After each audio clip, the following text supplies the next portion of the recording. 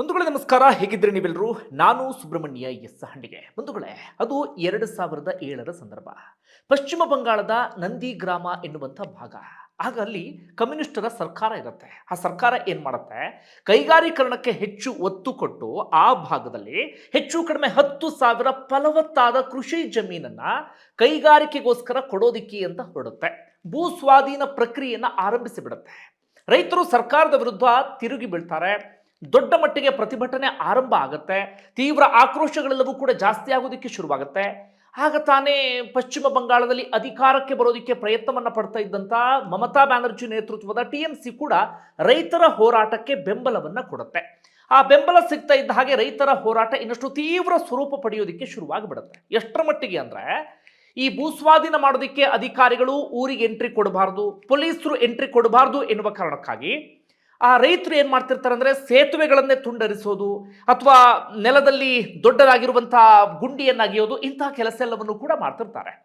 ಇದು ಹೋಗ್ತಾ ಹೋಗ್ತಾ ಹೋಗ್ತಾ ಜಾಸ್ತಿ ತೀವ್ರ ಸ್ವರೂಪವನ್ನು ಪಡೆಯೋದಕ್ಕೆ ಶುರುವಾಗುತ್ತೆ. ಅಂತಿಮವಾಗಿ ಏನಾಗ್ಬಿಡುತ್ತೆ ಅಂದ್ರೆ, ಒಮ್ಮೆ 3,000 ಪೊಲೀಸರು ಆ ಊರಿನ ಒಳಗಡೆ ಎಂಟ್ರಿ ಕೊಟ್ಬಿಡ್ತಾರೆ. ಏನಾದ್ರೂ ಮಾಡಿ ರೈತರನ್ನ ಇಲ್ಲಿಂದ ಕಳಿಸ್ಬೇಕು, ಆ ಭೂಮಿಯನ್ನ ವಶಕ್ಕೆ ತೆಗೆದುಕೊಳ್ಬೇಕು ಅಂತ ಹಠಕ್ಕೆ ಬಿದ್ದು, ಹಾಗೆ ಹಠಕ್ಕೆ ಬಿದ್ದು ಪೊಲೀಸರು ನುಗ್ತಾ ಇದ್ದ ಹಾಗೆ ರೈತರು ಕೂಡ ನುಗ್ಗೋದಿಕ್ಕೆ ಶುರುವಾಗಿಬಿಡ್ತಾರೆ. ಆ ಸಂದರ್ಭದಲ್ಲಿ ಪೊಲೀಸರು ಗುಂಡನ್ನ ಹಾರಿಸ್ತಾರೆ. ಪರಿಣಾಮವಾಗಿ 14 ಮಂದಿ ಸಾವನ್ನಪ್ಪು ಬಿಡ್ತಾರೆ. IAS IPS ಕೇವಲ ಒಂದು ಹುದ್ದೆಯಲ್ಲ, ಅದು ನಿಮ್ಮ ಬದುಕಿನ ದೊಡ್ಡ ಕನಸು. ಈ ಕನಸನ್ನ ನನಸಾಗಿಸಲು ಬೆಂಗಳೂರಿನ ಮಲ್ಲತ್ತಹಳ್ಳಿಯಲ್ಲಿ ಸಜ್ಜಾಗಿದೆ IAS ಜ್ಞಾನಿ. ಆಗಸ್ಟ್ನಿಂದ ಹೊಸ ಆಫ್ಲೈನ್ ಮತ್ತು ಆನ್ಲೈನ್ ಬ್ಯಾಚ್ಗಳು ಆರಂಭ ಆಗ್ತಿದೆ. ಪ್ರಿಲಿಮ್ಸ್, ಮೈನ್ಸ್ ಮತ್ತು ಇಂಟರ್ವ್ಯೂಗೆ ಸಂಪೂರ್ಣ ಮಾರ್ಗದರ್ಶನ, ದಿನನಿತ್ಯ ಆನ್ಸರ್ ರೈಟಿಂಗ್ ಪ್ರಾಕ್ಟೀಸ್, ವೈಯಕ್ತಿಕ ಮೆಂಟರಿಂಗ್, ಹಾಗೆ ಕನ್ನಡ ಮತ್ತು ಆಂಥ್ರೋಪಾಲಜಿ ಆಪ್ಷನಲ್ಸ್ ಲಭ್ಯ. ಸ್ಮಾರ್ಟ್ ಡಿಜಿಟಲ್ ಕ್ಲಾಸ್ ರೂಮ್ಗಳು, ಸ್ಟಡಿಗಾಗಿ ಫ್ರೀ ವೈಫೈ, ನಿಮ್ಮ ಬಜೆಟ್ಗೆ ತಕ್ಕಂತ ಅಫೋರ್ಡಬಲ್ ಫೀಸ್ ಸ್ಟ್ರಕ್ಚರ್, ಕಡಿಮೆ ಖರ್ಚಿನಲ್ಲಿ ಗುಣಮಟ್ಟದ ಶಿಕ್ಷಣ. ವಿಕಲಚೇತನ ವಿದ್ಯಾರ್ಥಿಗಳಿಗೆ 40% ರಿಯಾಯಿತಿ ಇದೆ. ಕೆಲವೇ ಸೀಟುಗಳು ಲಭ್ಯ. ನಿಮ್ಮ ಗೆಲುವಿನ ಪಯಣ ಇಂದೇ ಶುರುವಾಗಲಿ. ಹೆಚ್ಚಿನ ಮಾಹಿತಿಗೆ ಈಗಲೇ ಕರೆ ಮಾಡಿ. ಅಂತಿಮವಾಗಿ ರೈತರು ತಮ್ಮ ಜಮೀನನ್ನ ಕೊಡೋದಿಲ್ಲ ಅಂತ ಪಟ್ಟು ಹಿಡಿದು ಕುಳಿತುಕೊಂಡಂತ ಕಾರಣಕ್ಕಾಗಿ ಜಮೀನನ್ನ ಕೊಡೋದಿಲ್ಲ. ಆದ್ರೆ ಆ ಸಂದರ್ಭದಲ್ಲಿ 14 ಮಂದಿ ಪ್ರಾಣ ಕಳ್ಕೊಳ್ಳುವಂತ ಪರಿಸ್ಥಿತಿ ಎದುರಾಗ್ಬಿಡುತ್ತೆ. ಅದರ ಪರಿಣಾಮ ಹೇಗಿತ್ತು ಅಂತಂದ್ರೆ, 2011ರ ಚುನಾವಣೆಯಲ್ಲಿ ಸುದೀರ್ಘವಾಗಿ ಪಶ್ಚಿಮ ಬಂಗಾಳವನ್ನ ಆಳಿದ್ದಂತ ಕಮ್ಯುನಿಸ್ಟರು ಅಧಿಕಾರವನ್ನ ಕಳ್ಕೊಳ್ತಾರೆ. ಅವತ್ತು ಅಧಿಕಾರವನ್ನ ಕಳ್ಕೊಂಡಂತವರು ಮತ್ತೊಮ್ಮೆ ಅಲ್ಲಿ ಅಧಿಕಾರಕ್ಕೆ ಬರೋದಕ್ಕೆ ಇಂದಿಗೂ ಕೂಡ ಸಾಧ್ಯ ಆಗಿಲ್ಲ. ಅದಾದ ಬಳಿಕ ಅಧಿಕಾರಕ್ಕೆ ಬರಬೇಕು ಅಂತ ಪ್ರಯತ್ನವನ್ನ ಪಡೆದಿದ್ದಂತ ಟಿಎಂಸಿ ರೈತರಿಗೆ ಬೆಂಬಲ ಕೊಟ್ಟಂತ ಕಾರಣಕ್ಕಾಗಿ ಅಧಿಕಾರಕ್ಕೆ ಬರ್ತಾರೆ. ಸುದೀರ್ಘ 15 ವರ್ಷಗಳ ಕಾಲ ಪಶ್ಚಿಮ ಬಂಗಾಳವನ್ನ ಆಳ್ತಾರೆ ಮಮತಾ ಬ್ಯಾನರ್ಜಿ. ಮಮತಾ ಬ್ಯಾನರ್ಜಿ ಅಧಿಕಾರಕ್ಕೆ ಬರೋದಕ್ಕೆ, ಕಮ್ಯುನಿಸ್ಟರು ಅಧಿಕಾರಕ್ಕೆ ಕಳ್ಕೊಳ್ಳೋದಕ್ಕೆ ಕಾರಣ ಆಗಿದ್ದು ರೈತರ ಹೋರಾಟ. ಯಾಕೆ ಈ ಪೀಠಿಕೆಯನ್ನ ಹಾಕಿದೆ ಅಂತ ನಿಮ್ಮೆಲ್ಲರಿಗೂ ಕೂಡ ಈಗಾಗಲೇ ಬಹಳ ಚೆನ್ನಾಗಿ ಅರ್ಥ ಆಗಿರುತ್ತೆ. ಬಂಧುಗಳೇ, ಬಿಡದಿ ಟೌನ್ಶಿಪ್ ಹೋರಾಟ ಪಶ್ಚಿಮ ಬಂಗಾಳದ ನಂದಿ ಗ್ರಾಮದ ಹೋರಾಟವನ್ನೇ ನೆನಪಿಸುವ ರೀತಿಯಲ್ಲಿ ಇದೆ. ಯಾಕಂದ್ರೆ ಬಿಡದಿ ರೈತರು ಕೂಡ ಆಕ್ರೋಶ ಭರಿತರಾಗಿಯೇ ಇದ್ದಾರೆ. ಮೊನ್ನೆ ಸರ್ವೆಗೆ ಅಂತ ಬಂದಂತ ಅಧಿಕಾರಿಗಳ ಮೇಲೆ ಹಲ್ಲೆ ಮಾಡಿದ್ದು, ದಾಳಿ ಮಾಡಿದ್ದು ನೀವೆಲ್ಲರೂ ಕೂಡ ಗಮನಿಸಿದ್ರಿ. ಹೀಗೆ ಮುಂದುವರೆದ್ರೆ ನಾವು ಇನ್ನೊಂದು ಹೆಜ್ಜೆ ಮುಂದೆ ಬರಬೇಕಾಗತ್ತೆ ಎನ್ನುವ ರೀತಿಯಲ್ಲಿ ರೈತರು ಕೂಡ ಎಚ್ಚರಿಕೆಯನ್ನು ಕೊಡ್ತಾ ಇದ್ದಾರೆ. ಈಗ ಪರಿಸ್ಥಿತಿ ಹೇಗಾಗಿದೆ ಅಂದರೆ, DK ಶಿವಕುಮಾರ್ ಈ ವಿಚಾರದಲ್ಲಿ ಸ್ವಪಕ್ಷದಲ್ಲೇ ಏಕಾಂಗಿ ಆದ ರೀತಿಯಲ್ಲಿ ಕಾಣಿಸ್ತಾ ಇದ್ದಾರೆ. ಶಾಸಕರು DK ಶಿವಕುಮಾರ್ ಅವರಿಗೆ ಕೈ ಕೊಟ್ಟ ರೀತಿಯಲ್ಲಿ ಕಾಣಿಸ್ತಾ ಇದೆ.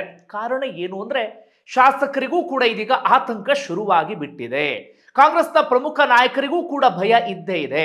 ರೈತರ ಸುದ್ದಿಗೆ ಹೋದಂಥವ್ರು ಯಾರೂ ಕೂಡ ಉದ್ಧಾರ ಆಗಿಲ್ಲ, ಅಥವಾ ರೈತರನ್ನ ಕೆಣಕಿ ಉಳ್ಕೊಂಡಂತ ಸರ್ಕಾರ ಯಾವುದೂ ಕೂಡ ಇಲ್ಲ. ಹೀಗಾಗಿ ಅವರೆಲ್ಲರಿಗೂ ಕೂಡ ಆತಂಕ ಇದೆ. ಆದ್ರೆ DK ಶಿವಕುಮಾರ್ ಮಾತ್ರ ಹಠ, ಸ್ವಪ್ರತಿಷ್ಠೆ ಯಾವುದನ್ನೂ ಕೂಡ ಬಿಡದೆ ಮುನ್ನುಗ್ತಾನೆ ಇದ್ದಾರೆ. ಇದು ಯಾವ ಹಂತಕ್ಕೆ ಬೇಕಾದರೂ ತೆಗೆದುಕೊಂಡು ಹೋಗಬಹುದು ಎನ್ನುವಂತ ವ್ಯಾಖ್ಯಾನ ಎಲ್ಲವೂ ಕೂಡ ನಡೀತಾ ಇದೆ. ಹಾಗಾದ್ರೆ ಏನಾಗ್ತಾ ಇದೆ ಈ ವಿಚಾರಕ್ಕೆ ಸಂಬಂಧಪಟ್ಟ ಹಾಗೆ ಒಂದಷ್ಟು ವಿವರವನ್ನ ಗಮನಿಸ್ತಾ ಹೋಗೋಣ. ಒಂದು ವೇಳೆ ಬಿಡದಿ ರೈತರ ಹೋರಾಟವನ್ನ ನೀವೆಲ್ಲರೂ ಕೂಡ ಗಮನಿಸ್ತಾನೆ ಇದ್ದೀರಿ. ಆರಂಭದಲ್ಲಿ ನಾನು ಹೋಗಿ ಗ್ರೌಂಡ್ ರಿಪೋರ್ಟ್ ಅನ್ನ ನಿಮ್ಮ ಮುಂದೆ ಇಟ್ಟಿದ್ದೆ. ನಾನು ಗ್ರೌಂಡ್ ರಿಪೋರ್ಟ್ ಅನ್ನ ಕೊಡುವಂತ ಸಂದರ್ಭದಲ್ಲಿ ಆಗ ಹೆಚ್ಚು ಹೋರಾಟ ಅಂಥದ್ದೇನೂ ಕೂಡ ನಡೀತಾ ಇರಲಿಲ್ಲ. ಮಾಧ್ಯಮಗಳಲ್ಲೂ ಕೂಡ ಹೆಚ್ಚು ಸುದ್ದಿ ಆಗ್ತಾ ಇರಲಿಲ್ಲ. ಆಗ ಅಲ್ಲಿನ ಕೃಷಿ ಜಮೀನಿನ ಒಂದು ಡ್ರೋನ್ ವಿಜುವಲ್ಸ್ ಅನ್ನ ನಾನು ಜನರ ಮುಂದೆ ಇಡುವಂತ ಕೆಲಸವನ್ನ ಮಾಡಿದ್ದೆ. ಅದು ಸಾಕಷ್ಟು ವೈರಲ್ ಕೂಡ ಆಗಿತ್ತು. ಆಮೇಲೆ ಬರ್ತಾ ಬರ್ತಾ ನೋಡ್ತಾ ಇದ್ದ ಹಾಗೆ ಹೋರಾಟ ತೀವ್ರ ಸ್ವರೂಪವನ್ನು ಪಡೆಯೋದಕ್ಕೆ ಶುರುವಾಗಿ ಬಿಡ್ತು. ಇನ್ನೊಂದು ಕಡೆಯಿಂದ ಜೆಡಿಎಸ್ ಕೂಡ ಈ ಹೋರಾಟಕ್ಕೆ ಧುಮುಕ್ತು ಅಥವಾ ಬೆಂಬಲವನ್ನು ಕೊಡ್ತು. ಜೆಡಿಎಸ್ ಕೂಡ ಈ ಹೋರಾಟವನ್ನು ಇನ್ನೊಂದು ಹಂತಕ್ಕೆ ತೆಗೆದುಕೊಂಡು ಬಂತು. ಈಗ ಎಲ್ಲಿವರೆಗೆ ಬಂದಿದೆ ಅಂದ್ರೆ ಬಿಜೆಪಿ ನಾಯಕರು ಕೂಡ ಹೋರಾಟದಲ್ಲಿ ಕಾಣಿಸ್ಕೊಂಡಿದ್ದಾರೆ. ಇಲ್ಲಿವರೆಗೆ ನಿದ್ರೆ ಮಾಡ್ತಿದ್ರು ಅಂತ ಕಾಣುತ್ತೆ. ಕೊನೆಗೂ ಎಚ್ಚೆತ್ತುಕೊಂಡಂತ ಬಿಜೆಪಿ ನಾಯಕರು ಹೋರಾಟಕ್ಕೆ ಧುಮುಕಿದ್ದಾರೆ. ಈಗ ಇನ್ನೊಂದು ಹೆಜ್ಜೆ ಮುಂದೆ ಹೋಗಿ ಪಾದಯಾತ್ರೆಯನ್ನ ಮಾಡ್ತಿದ್ದಾರೆ. ಪಾದಯಾತ್ರೆ ಮಾಡ್ತೀವಿ ಎನ್ನುವ ರೀತಿಯಲ್ಲೂ ಕೂಡ ಅವರು ಘೋಷಣೆಯನ್ನ ಮಾಡಿದ್ದಾರೆ. ಇದರ ನಡುವೆ ಸರ್ಕಾರ ಏನ್ ಮಾಡ್ತಾ ಇದೆ? ಆರಂಭದಲ್ಲಿ 3 ಕಂದಾಯ ಗ್ರಾಮಗಳಿಗೆ ಸಂಬಂಧಪಟ್ಟ ಹಾಗೆ ಅಂತಿಮ ಅಧಿಸೂಚನೆ ಹೊರಡಿಸಿತ್ತು. ಹೋರಾಟದ ನಡುವೆ ಇದೀಗ ಮತ್ತೆ 4 ಕಂದಾಯ ಗ್ರಾಮಗಳಿಗೆ ಅಂತಿಮ ಅಧಿಸೂಚನೆಯನ್ನು ಹೊರಡಿಸಿದೆ.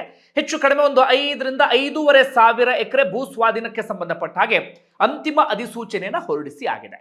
ಇದರ ನಡುವೆ ಡಿ ಕೆ ಶಿವಕುಮಾರ್ ಏನ್ ಮಾಡ್ತಾರೆ ಅಂದ್ರೆ ಇತ್ತೀಚೆಗೆ ಒಂದು ಪ್ರೆಸ್ ಮೀಟ್ ಮಾಡಿ ಒಂದಷ್ಟು ವಿಚಾರವನ್ನು ಹೇಳ್ತಾರೆ. ಅಂದ್ರೆ 2 ತಿಂಗಳುಗಳ ಕಾಲ ಟೈಮ್ ಕೊಡಿ, ಒಂದು ಸಮಿತಿಯನ್ನ ರಚನೆ ಮಾಡ್ತೀವಿ, ಒಂದು ವರದಿಯನ್ನ ತರಿಸ್ಕೊಳ್ತೀವಿ, ಅದಾದ ಬಳಿಕ ಮುಂದಿನ ತೀರ್ಮಾನವನ್ನ ತೆಗೆದುಕೊಳ್ತೀವಿ ಅಂತ. ಅಂದ್ರೆ ಡಿ ಕೆ ಶಿವಕುಮಾರ್ ಪ್ಲಾನ್ ಏನು ಅಂದ್ರೆ ಬೀಸೋ ದೊಣ್ಣೆಯಿಂದ ತಪ್ಪಿಸಿಕೊಳ್ಳುವುದು. ಅಂದ್ರೆ ವಿಪಕ್ಷಗಳ ಹೋರಾಟ ಜಾಸ್ತಿ ಆಗ್ತಿರುವ ಈ ಸಂದರ್ಭದಲ್ಲಿ ಏನಾದ್ರೂ ಮಾಡಿ ಉರಿಯುವ ಬೆಂಕಿಗೆ ತುಪ್ಪ ಸುರಿಯೋದು ಬೇಡ, ಏನಾದ್ರೂ ಮಾಡಿ ಶಾಂತ ಮಾಡಬೇಕು ಎನ್ನುವಂತ ಪ್ರಯತ್ನ.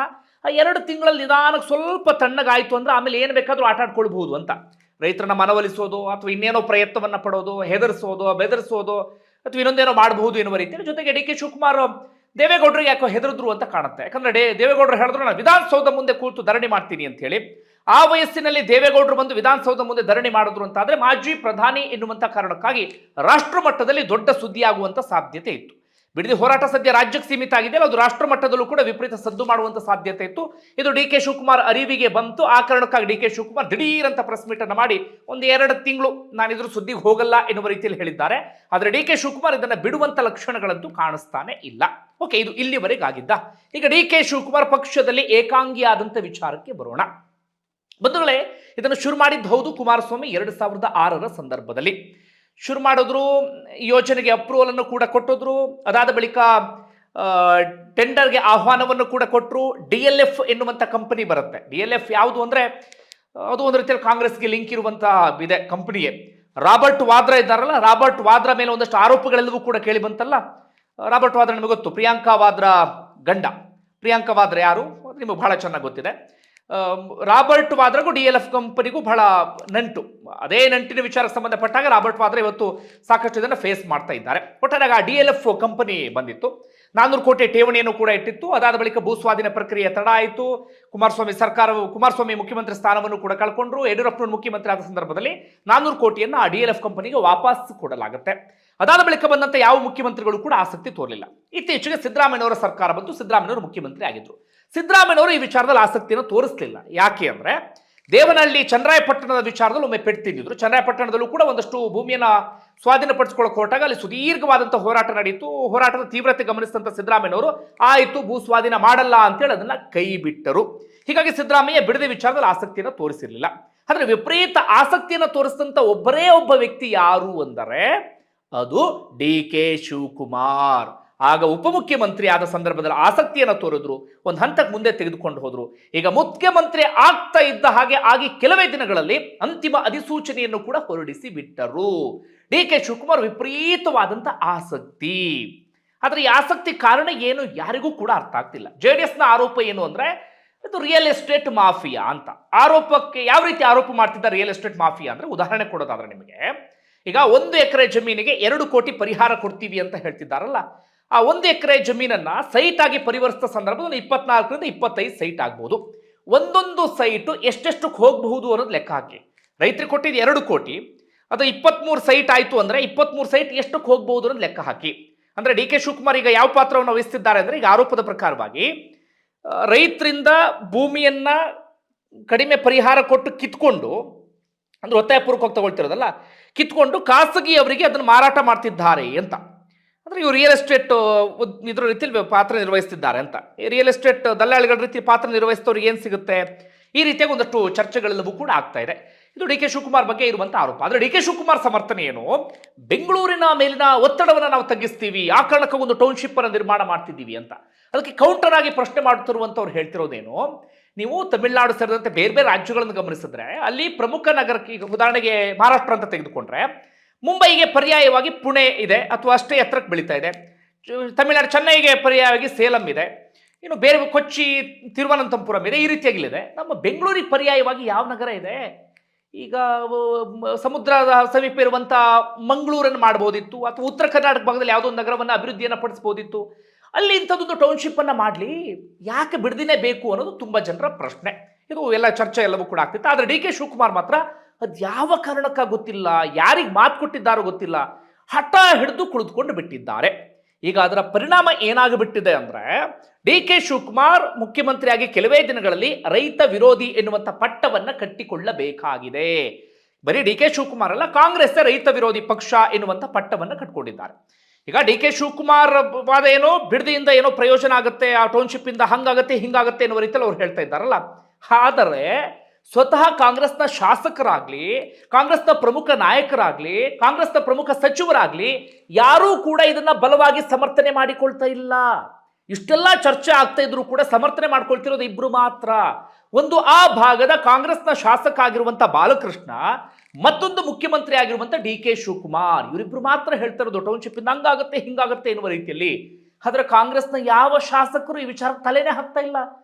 ಟೌನ್ಶಿಪ್ ಇಂದ ನಮ್ಗೆ ಹಂಗಾಗ್ತಿದೆ, ಹಿಂಗ್ ಪ್ರಯೋಜನ ಆಗುತ್ತೆ ಅಂತ ಹೇಳಿ ಡಿ ಕೆ ಶಿವಕುಮಾರ್ ಸಮರ್ಥಿಸಿಕೊಳ್ಳುವಂತ ಕೆಲಸ, ಸರ್ಕಾರವನ್ನು ಡಿಫೆಂಡ್ ಮಾಡಿಕೊಳ್ಳುವಂತ ಕೆಲಸವನ್ನ ಮಾಡ್ತಾನೆ ಇಲ್ಲ.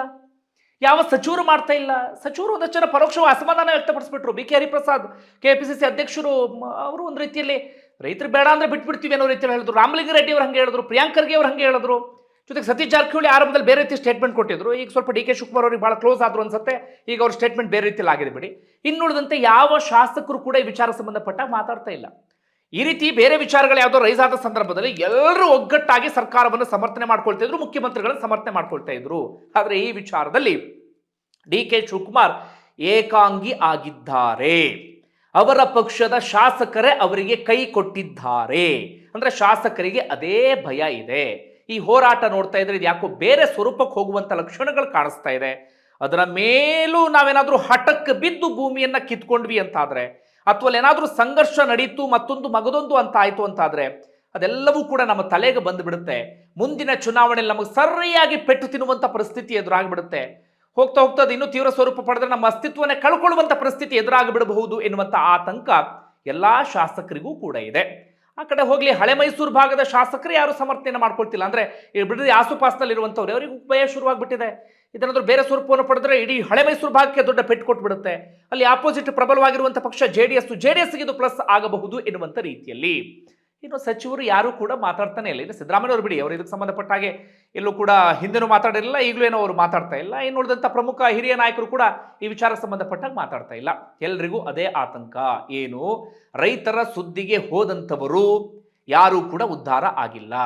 ರೈತರನ್ನ ಕೆಣಕಿದಂಥವರು ಪೆಟ್ಟು ತಿಂದ ಬೇಕಾದಷ್ಟು ಉದಾಹರಣೆ ಇದೆ. ನಾವು ಪೆಟ್ಟು ತಿನ್ನೋದು ಯಾಕೆ ಅಂತ ಎಲ್ಲರೂ ಕೂಡ ಸುಮ್ಮನೆ ಕುಳಿತುಕೊಂಡಿದ್ದಾರೆ. ಆದರೆ ಡಿ ಕೆ ಶಿವಕುಮಾರ್ ಅಂದ್ರೆ ಇಡೀ ಸರ್ಕಾರದಲ್ಲಿ ವಿಪರೀತ ಆಸಕ್ತಿಯನ್ನು ತೋರ್ತಾ ಇರೋರು ಒಂದು ಡಿ ಕೆ ಶಿವಕುಮಾರ್, ಮತ್ತೊಂದು ಆ ಭಾಗದ ಶಾಸಕರಾಗಿರುವಂಥ ಬಾಲಕೃಷ್ಣ. ಅವರಿಬ್ಬರನ್ನು ಬಿಟ್ಟರೆ ಕಾಂಗ್ರೆಸ್ ಪಕ್ಷದಲ್ಲಿ ಯಾರಿಗೂ ಕೂಡ ಇದ್ರ ಬಗ್ಗೆ ಆಸಕ್ತಿ ಇದ್ದ ಹಾಗೆ ಕಾಣಿಸ್ತಾ ಇಲ್ಲ. ಯಾರು ಇದಕ್ಕೆ ಸಂಬಂಧಪಟ್ಟ ಹಾಗೆ ಮಾತಾಡೋದಕ್ಕೆ ರೆಡಿ ಇಲ್ಲ, ಸರ್ಕಾರವನ್ನು ಡಿಫೆಂಡ್ ಮಾಡ್ಕೊಳ್ಳೋಕೆ ರೆಡಿ ಇಲ್ಲ. ಒಂದು ಮಾಹಿತಿಯ ಪ್ರಕಾರ ಒಂದಷ್ಟು ಸಚಿವರಿಗೆ ವಿಚಾರಕ್ಕೆ ಸಂಬಂಧಪಟ್ಟ ಹಾಗೆ ಅಸಮಾಧಾನ ಇದೆಯಂತೆ, ಶಾಸಕರಿಗೂ ಕೂಡ ಅಸಮಾಧಾನ ಇದೆಯಂತೆ. ಈ ಸಂದರ್ಭದಲ್ಲಿ ಯಾರು ಕೂಡ ಡಿ ಕೆ ಶಿವಕುಮಾರ್ ವಿರುದ್ಧ ಮಾತನಾಡೋದಕ್ಕೆ ರೆಡಿ ಇಲ್ಲ.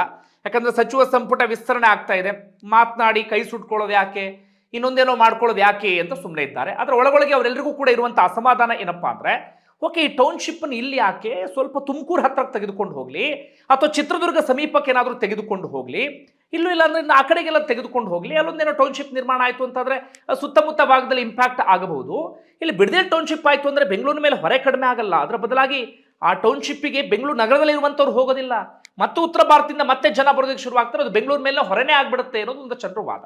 ಇನ್ನೊಂದಷ್ಟು ಜನರು ಒಳಗೊಳಗೆ ಇರುವಂತಹ ವಿಚಾರ, ಶಾಸಕರ ವಿಚಾರದಲ್ಲಿ ಅಂದ್ರೆ ಬೆಂಗಳೂರನ್ನೇ ನಮ್ಮ ಕೈ ಉದ್ಧಾರ ಮಾಡೋಕ್ಕಾಗಿಲ್ಲ, ಇವತ್ತು ರೋಡಲ್ಲಿ ಕಸ ಇದೆ, ಇವತ್ತು ರೋಡ್ಗಳೆಲ್ಲ ಅಂದ್ರೆ ಗುಂಡಿ ಬಿದ್ದಿದ್ದಾವೆ, ಇನ್ನು ಸಾಕಷ್ಟು ಪ್ರದೇಶಗಳಿಗೆ ನೀರಿನ ಸಪ್ಲೈ ಸರಿಯಾಗಿಲ್ಲ. ಹೀಗಿರುವಾಗ ಟೌನ್ಶಿಪ್ ಮಾಡಿ ಇನ್ನೇನು ಮಾಡ್ತಾರಪ್ಪ ಎನ್ನುವಂಥ ಮನಸ್ಥಿತಿ ಸಾಕಷ್ಟು ಶಾಸಕರಿದೆ. ಪಾಪ ಅವರು ಹೇಳ್ಕೊಳ್ಳುವಂಥ ಪರಿಸ್ಥಿತಿಯಲ್ಲಿ ಇಲ್ಲ. ಇದು ಸದ್ಯ ಆಗ್ತಿರುವಂಥ ವಿಚಾರ. ಮುಖ್ಯಮಂತ್ರಿಯಾಗಿ ಕೆಲವು ದಿನಗಳಲ್ಲಿ ಡಿ ಕೆ ಶಿವಕುಮಾರ್ ಇಂಥದ್ದೊಂದು ಪರಿಸ್ಥಿತಿಯನ್ನು ಇದೀಗ ಎದುರಿಸ್ತಾ ಇದ್ದಾರೆ. ಹೀಗೆ ಹಠಕ್ಕೆ ಬಿದ್ದು ಮುಂದೆ ಹೋದ್ರು ಅಂತಾದ್ರೆ ನನ್ನ ಪ್ರಕಾರ ಈ ವಿಚಾರದಲ್ಲಿ ಸರಿಯಾಗಿ ಪೆಟ್ಟು ತಿಂತಾರೆ.